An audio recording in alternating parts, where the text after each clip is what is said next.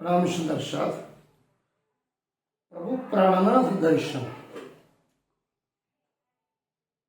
आज से हम महामती श्री प्राणनाथ जी महाराज रचित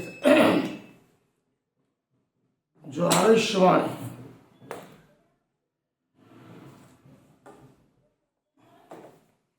कुछ चौपाइयों का विवरण हम आपको बताने का प्रयास करेंगे।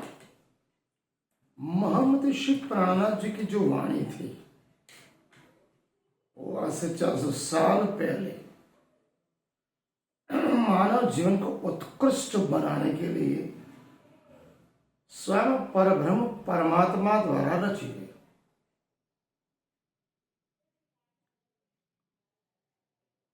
प्रभु प्राणनाथ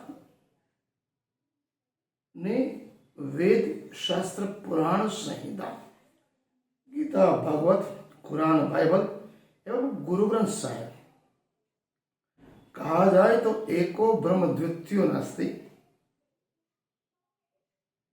कुलहु अल्लाह अहद खुदा दाना Allah supreme truth of god is only one Ek Onkar. सभी धर्म पंथ और संप्रदाय एक ही परमात्मा की बात करता है, लेकिन सभी की पद्धतियां नीति नियम सिद्धांत आचार और विचार रहनी करनी कथनी क्यों अलग उस समय थी। पाखंड विवाद कुरिवाज बाह्य आडंबर अंधश्रद्धा से ग्रसित ये भारत भूमि ही नहीं समग्र दुनिया उसके चुंगल में फंसी हुई थी। और 450 साल पहले महामती महदी प्रभु प्राणनाथ विजयाभिनंदन बुद्ध निष्कलंक अवतार ने सभी धर्म ग्रंथों का मूलभूत सारगर्भित तत्व को निचोड़कर गूढ़ रहस्य को उजागर किया। परमात्मा एक ही है, केवल प्रेम की भाषा समझता है। उसके लिए मानव मात्र एक समान विश्व बंधुत्व मानवता और केवल प्रेम स्नेह दया करुणा एवं अहिंसा वो केवल और केवल द्वापर में पूर्ण पुरुषोत्तम श्री कृष्ण के द्वारा उनके नीति नियम सिद्धांत और संपूर्ण जीवन चरित्र से हमको जानने को मिलता है। आज हम बात करेंगे कुछ ऋग्वेद में अध्याय नंबर 30 मंत्र 66 त्र्यंबक के यजामहे सुगंधि पुष्टि वर्धनम और दारु करवीव बंदना मृत्यु राक्षियम माण मृताम। श्लोक सुनने से लगता है सदाशिव महाशिव शिव शंकर का है। इस मंत्र में 3 नेत्र वाले त्रिनेत्र शिव की स्तुति गाई गई है, ऐसा समग्र सनातनी हिंदू कहता है। लेकिन असल में यह बात किसके लिए कही गई वो आज तक केवल और केवल महामती प्राणनाथ जी महाराज ने ऋग्वेद का अध्याय नंबर 3 का 60वां श्लोक केवल शिव जी के लिए दर्शाया गया ऐसा सभी मानते।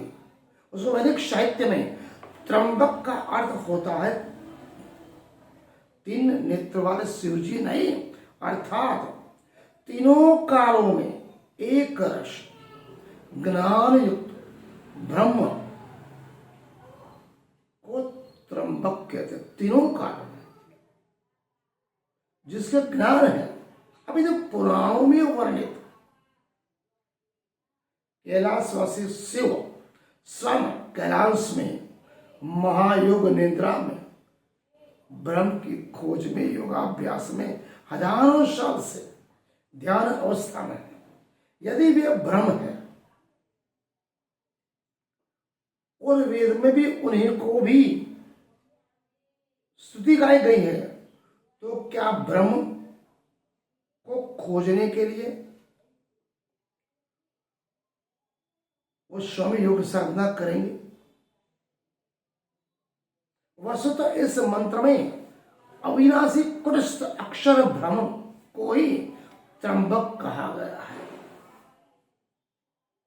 पुराणों में वर्णित कैलाश से शिव को नहीं, क्योंकि इस मंत्र में जो प्रार्थना गाई गई है, मृत्यु मोक्षमा अमृतात, अर्थात हम मृत्यु के बंधन से मुक्त हो जाए तथा अमृत स्वरूप मोक्ष सुख से कदापि श्रद्धा रहित न हुए, वो केवल और केवल अद्वितीय ब्रह्म ही मृत्यु के भव सागर को पार कर सकता है। कैलाशवासी शिव नहीं, केवल केवल कुटस्थ अक्षर ब्रह्म के लिए ये त्र्यंबक शब्द का उपयोग किया गया है। ये आज जितने भी कितने ही साल से त्र्यंबके गौरी यजामहे पुष्टिवर्धनम लगता है तीन देखिए, कुटस्थ स्वयं अगर योग निद्रा में लीन है ब्रह्म की खोज में, तो योगाभ्यास में लेने तो उसी को अगर ब्रह्म कहते हो तो क्या वो योगाभ्यास करेंगे? नहीं करेंगे। तो वैदिक साहित्य में ये सब चीजों का सविस्तार क्षणावट पूर्वक मनन चिंतन करके महामति से प्रणा जी महाराज में इस श्लोक का सविस्तार हमको समझने का प्रयास किया है। संक्षिप्त में मैंने आपको जानकारी दी, अगर त्रुटि है तो बताने का प्रयास करें, मनन करें और चिंतन करें। प्रणाम सुंदर।